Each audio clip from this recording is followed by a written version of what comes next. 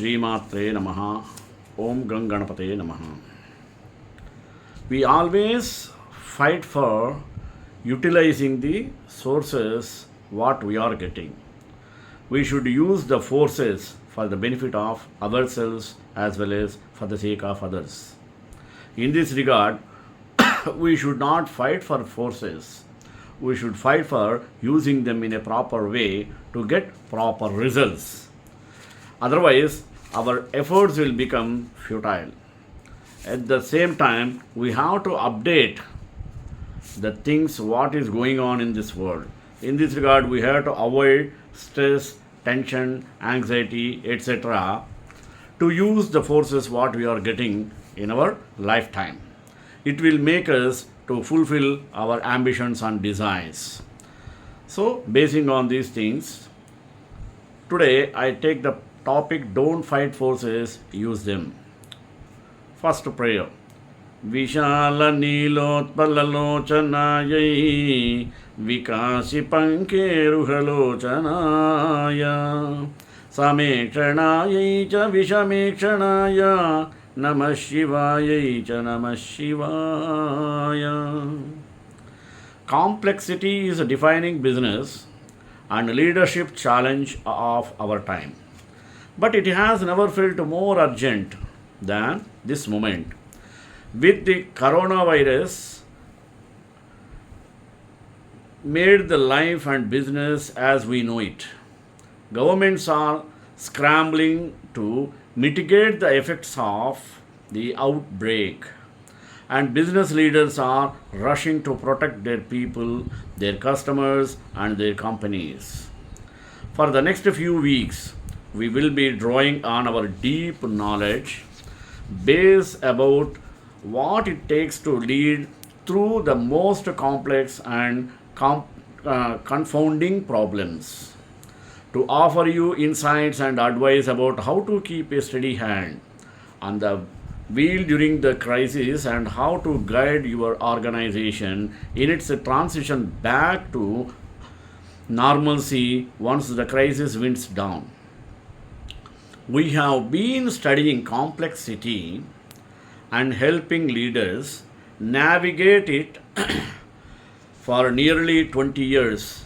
While this crisis is absolutely unprecedented, all complex challenges, including this one, are best managed when you under specific underlying characteristics they all exhibit and tried and true ways to approach them. Today, how to channel forces emerging from the crisis toward positive outcomes.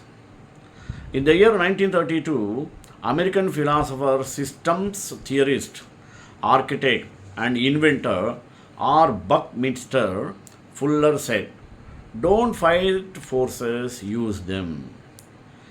His invention of the geodesic dome is a great example of this principle. The struts that make up the dome work in two oppositional forces, compression and tension, to make the overall structure both strong and light and able to span a large distance using a lot less material than traditional shelters. The coronavirus crisis has introduced forces that you can use to strengthen your company despite how disruptive and uncomfortable they feel. Approached properly, they can make your business lighter in terms of business processes and day-to-day practices, improve how you deliver volume or value to existing customers, or extend your reach to new customers and even to new markets. While these forces might seem like Fuller's tension threatening to pull your business apart at the seams, think about how they are also compressive in nature, potentially pulling things together. Don't fight these forces, use them. Next, don't fight these forces, use them to make your business better. How? Everyone in your organization is dealing with a new normal during this period of social distancing. They are isolated, confined to their homes, unable to do their usual jobs or connect with others in the usual way. They are worried about their finances, their health, and also their families, and uncertain about how long this situation is going to last. There are a variety of new forces at play, and each one requires you change the way your business and people operate. Let us explore five of those forces and how, instead of fighting them, we can use them to make your company better and stronger coming out of these type of corona crisis. Work at home, decrease and travel bans. This is a problem. While suddenly being forced to work at home is challenging, many people are talking about this time as an opportunity to reconnect with their families, establish new rules in the house for work or school hours versus office hours, and discover technologies that help them feel connected with those outside their four walls. Social distancing is forcing your organization, both the leadership team and the employees, to figure out how to make work from home work, and it's also setting an expectation on both parts that work at home options remain long after this is over. This force is an opportunity to inspire efficiency, reduce cost, and make your company a better, more attractive employer after this crisis has passed. You are being accelerated into a new world that comes with many benefits.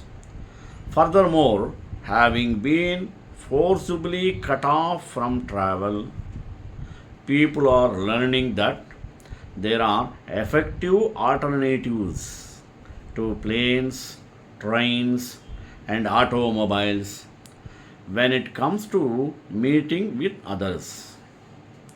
This discovery paves the way for time and cost savings and a significant reduction in the associated environmental toll.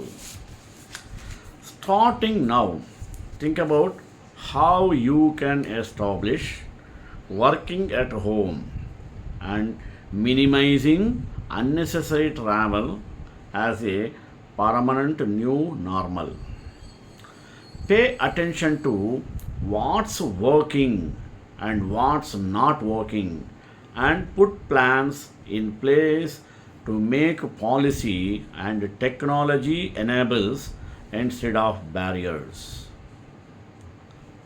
Next, suspension of business as usual. How? Many companies have experienced abrupt and imposed changes to long standing processes and procedures. To cope, people are finding effective and efficient adaptations and work around that might cost less, take less time, and or require less red tape.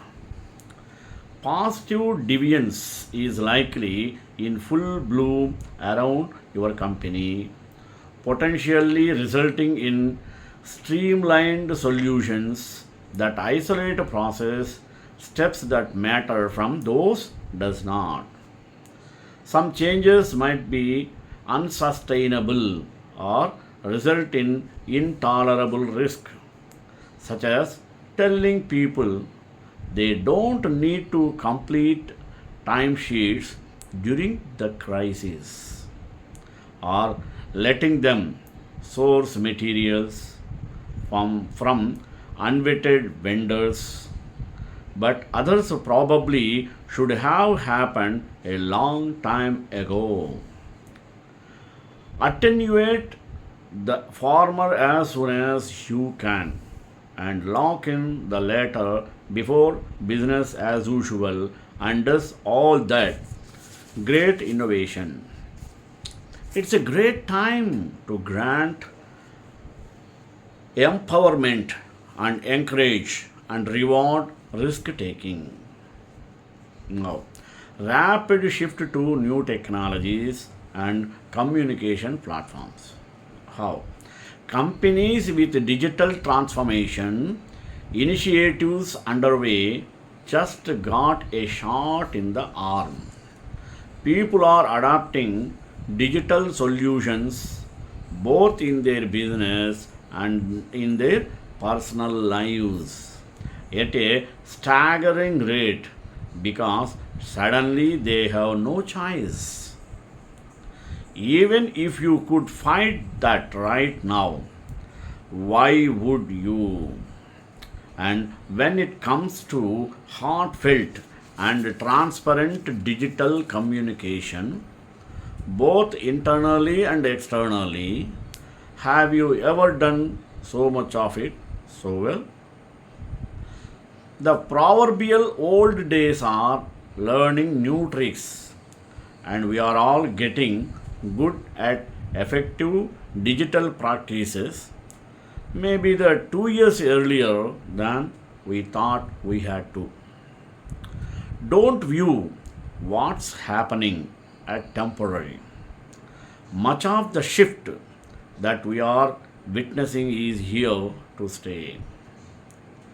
Embrace all that change or step aside to make way for those who are.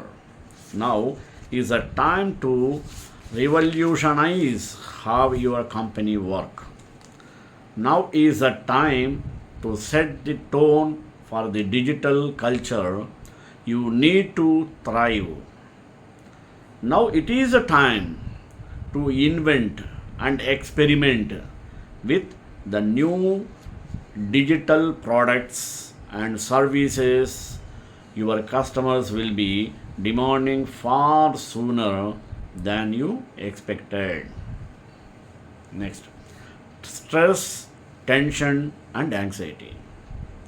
Look for the silver lining in the clouds that have gathered over us, and you will see that while people are very stressed, tense, and anxious, they are also exhibiting some really great behaviors in response to those feelings. They are being honest with each other. They are bonding together across silos for the common good. They are establishing new levels of trust. They are caring for each other. They are caring for themselves. So you can fight the natural, emotional, and psychological toll brought about by the pandemic, nor should you try. You can, however, treat this as an opportunity to turn all of the resulting good behaviors into cultural norms.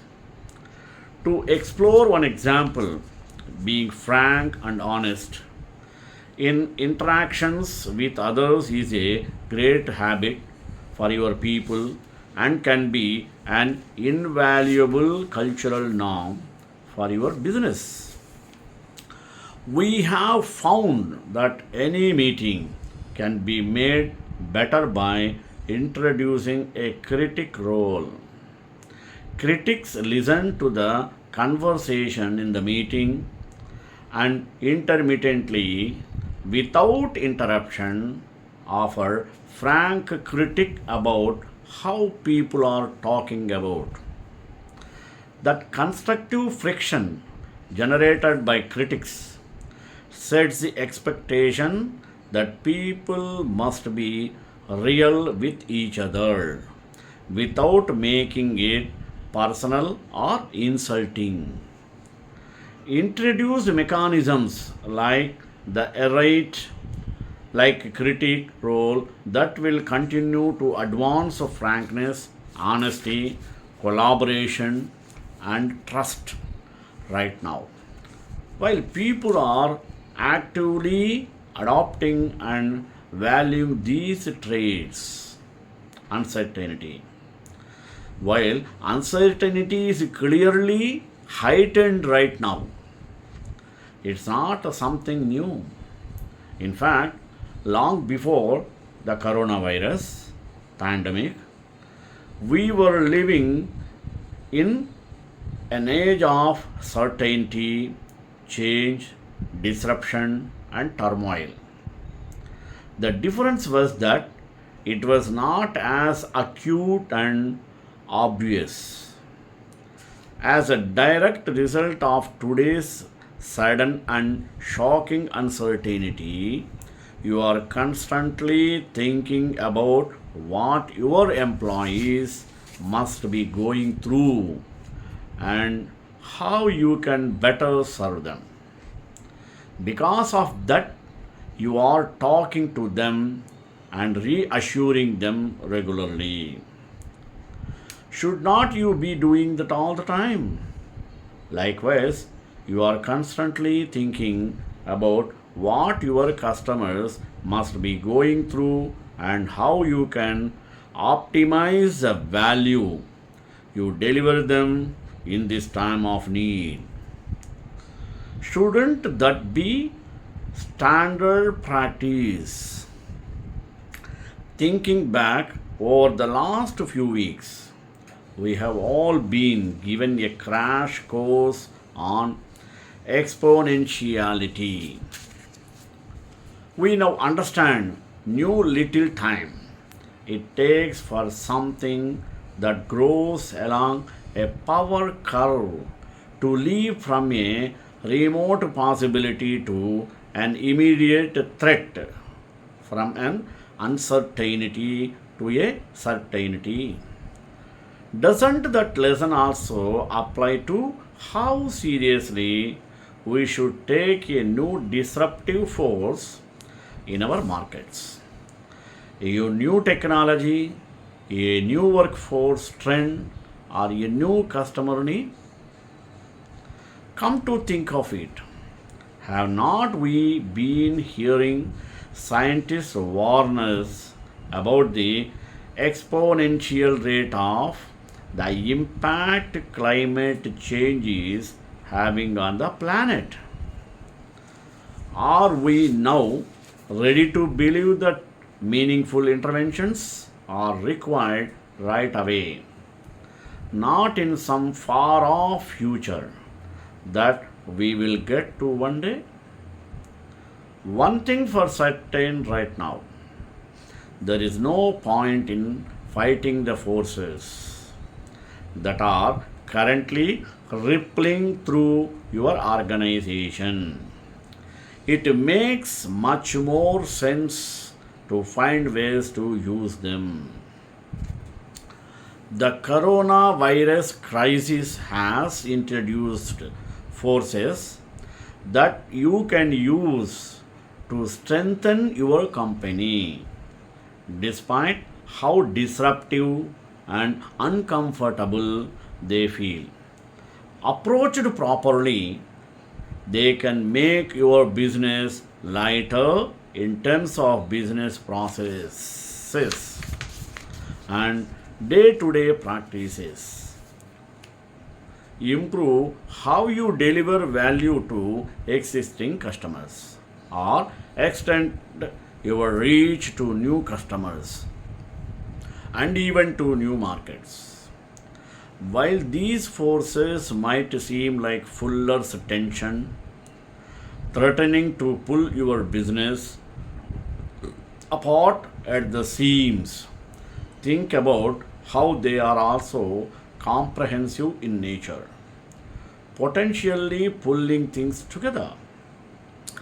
Don't fight these forces, use them. There are a variety of new forces at play, and each one requires you to change the way your business and people operate. Let us explore three of those forces and how, instead of fighting them, you can use them to make your company better and stronger coming out of this crisis. Suspension of business as usual. To cope with abrupt changes to long standing processes, people are finding effective adaptations and workarounds that might cost less, take less time, and or require less red tape. Some changes might be unsustainable or result in intolerable risk, but others probably should have happened a long time ago. Attenuate the former as soon as you can and lock in the latter before business as usual undoes all that great innovation. Again, stress, tension, and anxiety. Why people are stressed, tense, and anxious, they are also exhibiting some really great behaviors in response to those feelings. They are establishing new levels of trust. They never worried about the forthcoming problems. They are well planned to fight the pandemic situation into prosperous way. At the same time, people are not worried like previous. They are accustomed to fight, to use the forces instead of fighting the forces. At the same time, the people who are working from home are trained up and can work for some more time to complete their given tasks. It is worthwhile towards the project workers and business people. But the employer should treat his employees tolerating their grievances and providing what they require to complete their tasks even from work in their house. The employer should understand towards the problems what they face. At the same time, today you are constantly thinking about what your employees must be going through and how can better serve them. In the meantime, we have to concentrate how to come over this type of crisis in better way and improving our workaholic habits from our employees and without losing their temper in their workaholic nature. It is very important one. Fuller believed that all experiences could be communicated using geometric concepts and further claimed that the natural analytic geometry of the universe is based on tetrahedra or triangular pyramids. He explored these ideas through studies of the close packing of spheres and tensile and compressive stabilization models. Nothing that tension and compression are not opposites, but rather complements that can be found together. When the two forces are harmonious, continuous, pull is balanced by equally discontinuous pushing forces. This synergy between compression and tension is what Fuller calls tensegrity, a system that stabilizes itself mechanically because of the way in which tensional and comprehensive forces are distributed and balanced with this structure. It is the underlying principle behind what is perhaps his most well known invention, the geodesic dome, nearly spherical shell structure, based on a network of triangular elements lying approximately on the surface of a sphere. On a grander scale, it is also a fundamental property of several self-assembled systems within the body, from the anatomical to the cellular to the molecular level. Fuller originally coined the term tensegrity, a portmanteau of tensional integrity, while studying energetic synergetic geometry. During World War II, he provides a comprehensive definition of the term in his book Synergetics.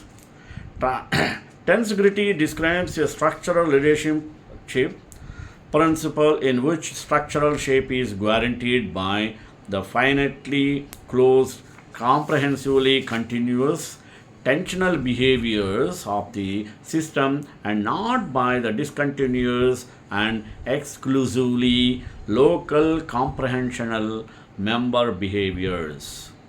Tensegrity provides the ability to yield increasingly without ultimately breaking or coming asunder.